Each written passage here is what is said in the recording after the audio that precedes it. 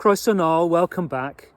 This week's people of hope are Mary and Elizabeth. You can read about their meeting in St Luke's Gospel, chapter 1, verses 39 to 56. Mary's the famous one, of course.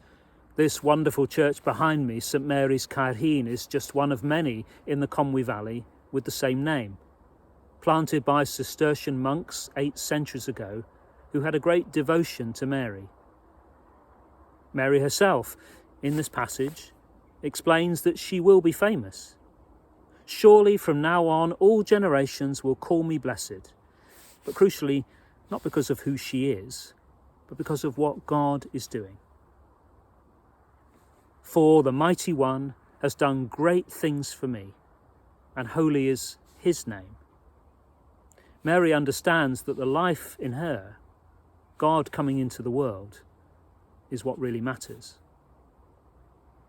Now, Elizabeth's words are less complex, less theological, more earthed in her life, though she too is bearing a miraculous birth, a child born to her late in life who will become John the Baptist. I love the spontaneity with which she cries out in praise when her relative arrives. Why has this happened to me?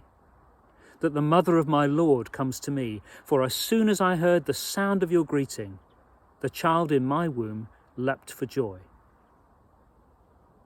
These two women, drawing strength from each other, will spend 3 months together, in prayer, in mutual support, maybe shielding Mary from the wagging tongues and the gossip of those who couldn't understand the unconventional nature of her pregnancy.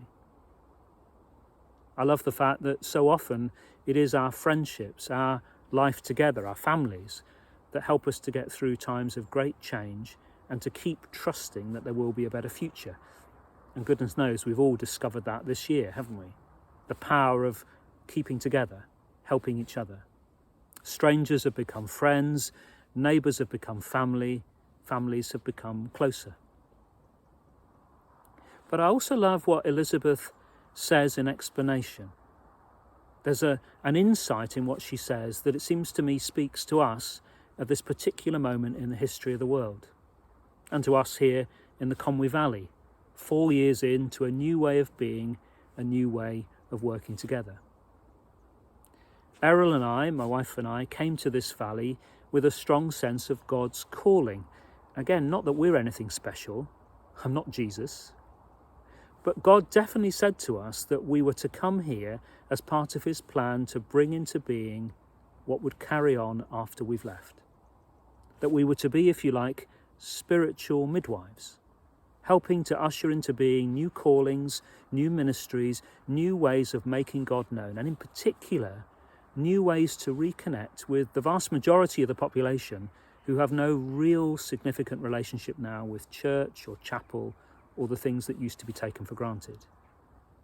Not to manipulate, not to trick, but to show genuine love and to make Jesus known in that love, knowing that really that's all you need to do for the relationship to be renewed and for the people to come back to him.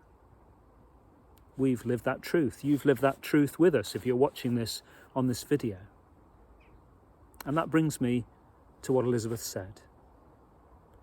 Not just blessed is Mary, or blessed am I for this miracle, but blessed is she who believed that there would be a fulfillment of what was spoken to her by the Lord.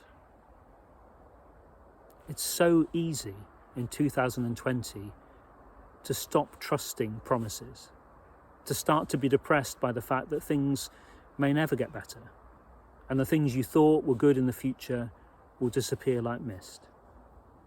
And through Elizabeth, God says to me and to you, no, that's not right. That's not right at all. What is spoken will be fulfilled. What is promised will happen. And what God chooses to bring into being, he will bring into being. So that in 8 centuries' time, or way into a future we can't see, praise will still be offered, love will still be shared, lives will still be changed by the good news of Jesus Christ.